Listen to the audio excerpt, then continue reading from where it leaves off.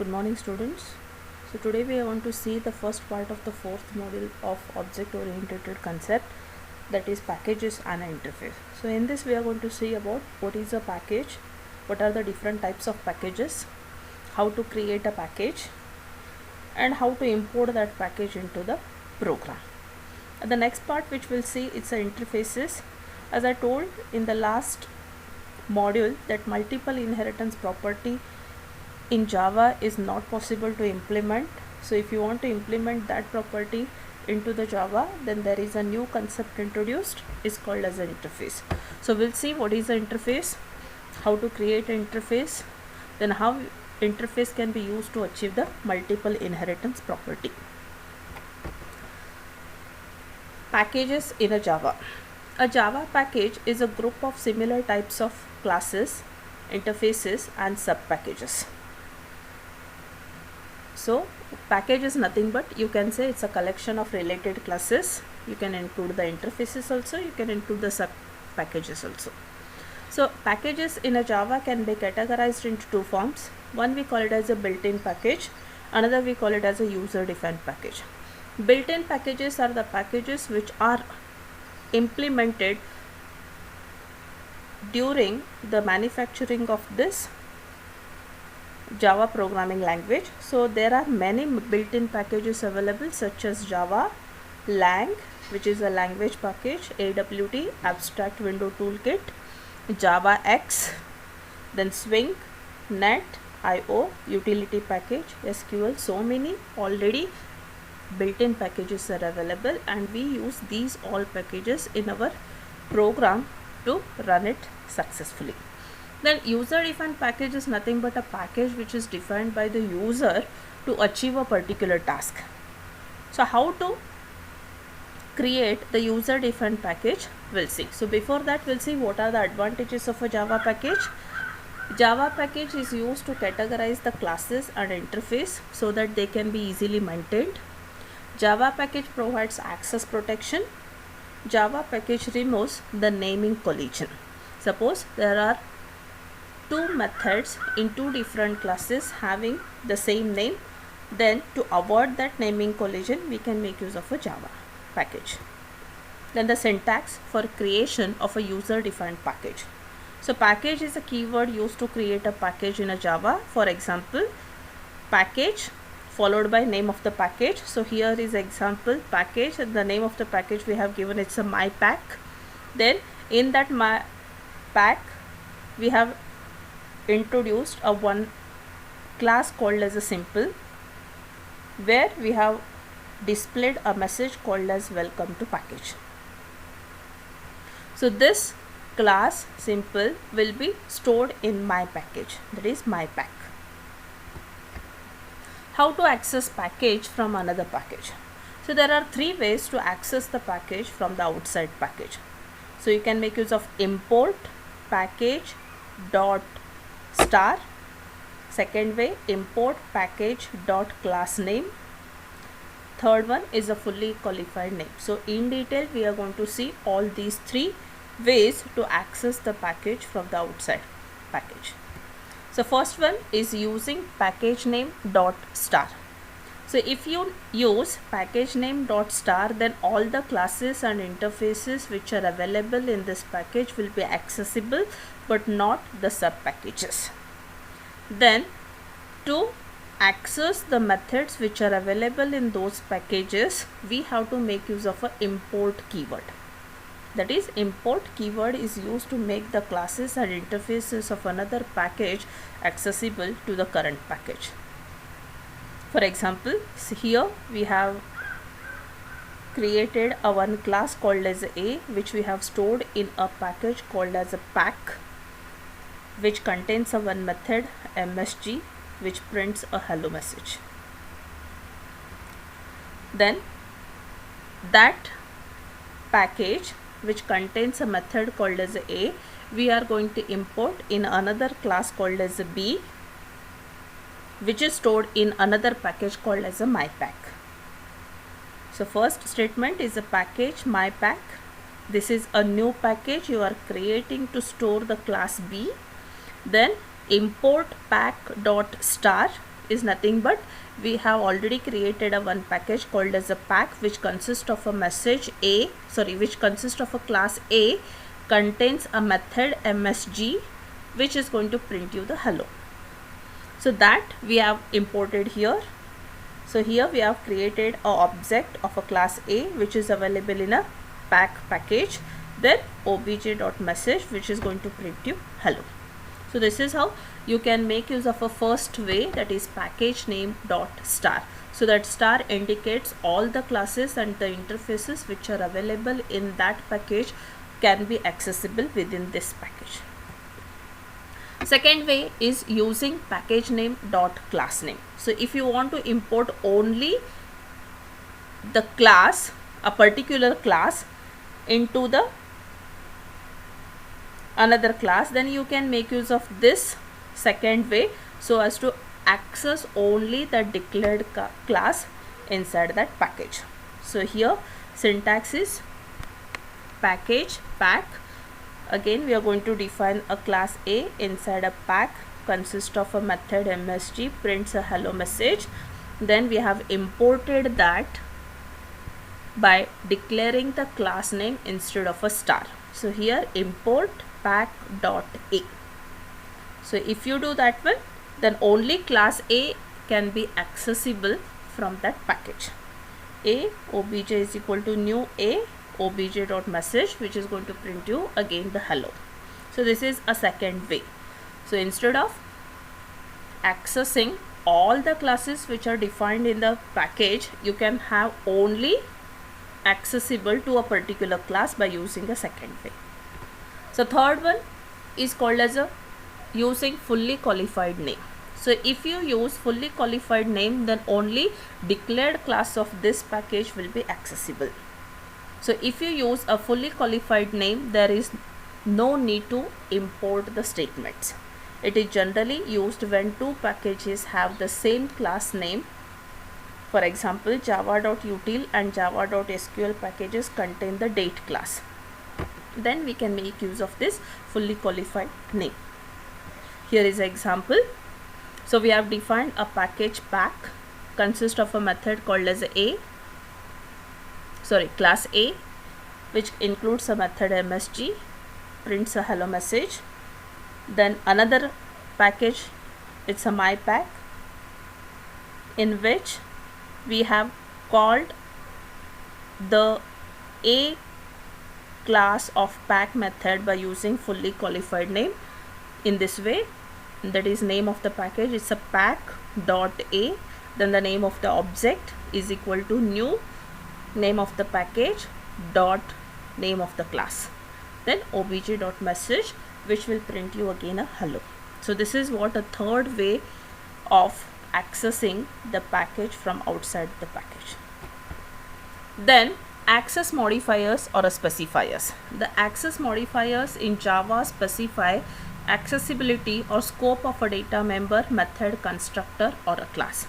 So there are four types of Java access modifiers: private, default, which is also called as friendly access, protected and public. So private access modifier is accessible only within a class. So this private access modifier you can apply either to a field, you can apply to a method, you can apply to a class, or you can apply to a interface also.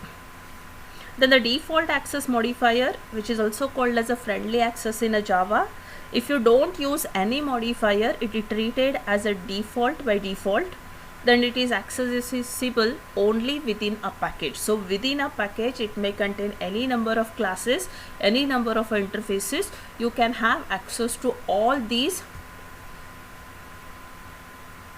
fields, methods, classes which are included within that package by using default access modifier. Then protected access modifier is accessible within package and outside the package, but only through inheritance property. The protected access modifier can be applied on the data member, method and a constructor. It cannot be applied on the class. So if you use a protected access specifier, first of all you need to implement the inheritance property. You may implement a single, multi-level, hierarchical, Then these protected access modifier will help you to access the data member, methods and the constructors of the superclasses. Then public access modifier is accessible everywhere. It has the widest scope among all other modifiers. Now if you see, here is there, if you specify a data member, method or a constructor as a private, then it can be accessed within a class, within a package no access, outside package no access, outside package by subclass only no access for private. If you specify it as a default, it can be accessed within a class, it can be accessed within a package, but it cannot be accessed outside the package and outside the package by subclass only. Then if you specify it as a protected, then it can be accessed within a class, within a package, outside the package by subclass only, but no outside package. Then if you specify it as a public, it can be accessed everywhere. That is, it can be accessed within class, within package, outside package by subclass only and outside package. Then interfaces in a Java. An interface in a Java is a blueprint of a class, is nothing but what? Interface is similar to a class. It has static final variables and abstract methods. So before studying what exactly the interface is, we will focus on what is the final variable and abstract method. So if you declare a variable with a final keyword, then it acts as a constant in C and C++. Means if you declare a variable with a final, for example final int a is equal to 30, then you cannot modify the value of a throughout the program. So it is a constant field, cannot be modified anywhere in the program. Abstract method. Abstract method is nothing but what? It is a method inside a class which is prefixed with a keyword called as abstract, which means it do not have a implementation part. It do not have a implementation part is nothing but a method which with no body is called as abstract method. So inside a class you have to just include a method with a abstract keyword prefixed to that method and semicolon, no implementation part, then that method we call it as a abstract method. And suppose there is a one single abstract method inside a class included, then that class is called as abstract class. So interface fields are public, static and final by default, and methods are public and abstract. The interface in a Java is a mechanism to achieve abstraction. By interface we can support the functionality of multiple inheritance. So here we'll see the relationship between the classes and the interface. Now if you see, a class extends another class, like that interface extends the another interface. The real difference is that class implements an interface. Means which class decides to implement the interface, then that class has to implement that interface by using implements keyword. That is what a real difference between the class and the interface. Here is the syntax. Interface, so it's a keyword followed by interface name. As I told, interface contains the final fields, then abstract methods, then followed by class name implements a keyword we are using to implement the interface by the class, followed by interface name, then opening brace, closing brace, and inside that body of the class. Here we'll see one example. Now suppose we have defined an interface called as a printable, which consists of only the method called as a print. Now suppose if you see, we have not prefixed the abstract keyword because already I have told by default whatever the fields you include inside an interface, the methods which you include in the interface by default, those are public and abstract. So need not to make use of a abstract keyword explicitly. Then class pgm1, which decides to implement the printable interface, so implements a printable, then here the class which implements the interface has to provide a body for the abstract method included inside the interface. So here public void print system.out.println hello. Then class interface program 1 public static void main, then create object of the class pgm1, obj is equal to new pgm1, then obj.print, then which is going to print you the hello message. So this is a one simple example of a interface. See another example. We have a interface called as a drawable, which consists of abstract method called as a draw. Then there are two classes who decides to implement this drawable method. First is a rectangle, another is a circle. Say class rectangle implements drawable, which has to provide a body for the draw, that is system.out.println drawing rectangle. Class circle implements drawable, public void draw system.out.println drawing circle. If you see here, then inside a main we have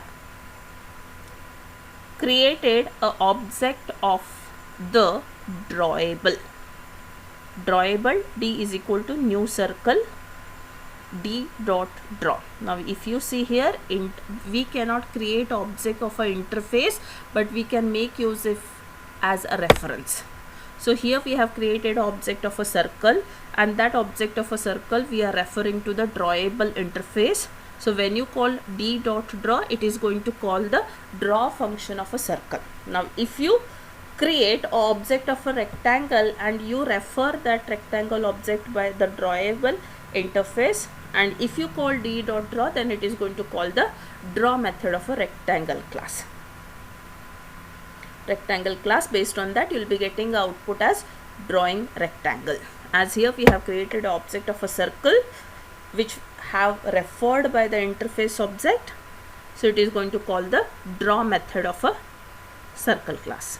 So based on that you are getting output as drawing circle. Okay. As I told that interface is a concept introduced in a Java to implement the multiple inheritance. We'll see how we can make use of this interface to achieve the multiple inheritance property. If a class implements multiple interfaces or an interface extends multiple interfaces, that is known as multiple inheritance. Suppose there is a one single class which implements two interfaces, then we can say it is an example of a multiple inheritance, or we have achieved the multiple inheritance property. Or suppose there is an interface which extends two interfaces, then that also we can call it as a achieving multiple inheritance. So we'll see this one through an example. Now suppose there are two interfaces we have defined. One is a printable, consists of a method print. Another interface showable, which consists of a method show. Now there is a class called as a pgm who decides to implement both the interfaces, printable, showable. So those have to be separated by a comma. Then here remember the pgm2 has to provide a body for two methods. One is a print method available in a printable interface. Another is for show, which is available in a showable interface. So it has provided the body for two, print, which is going to print a hello message, and a show, which is going to print the welcome message. Then create an object of a pgm2 and call both print and show, which is going to show you hello welcome. So another example.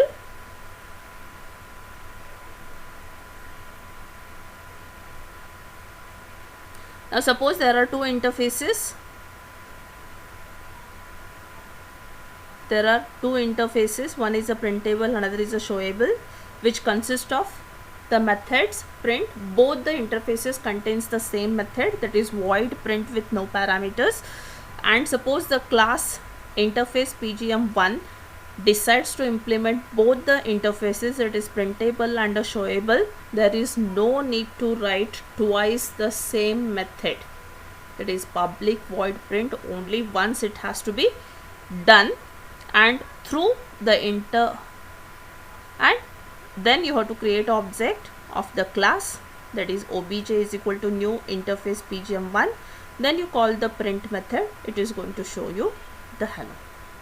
So suppose there are two interfaces contains the same method and a class decides to implement both the interfaces which contains the same method, then there is need not to write the same method twice inside the class.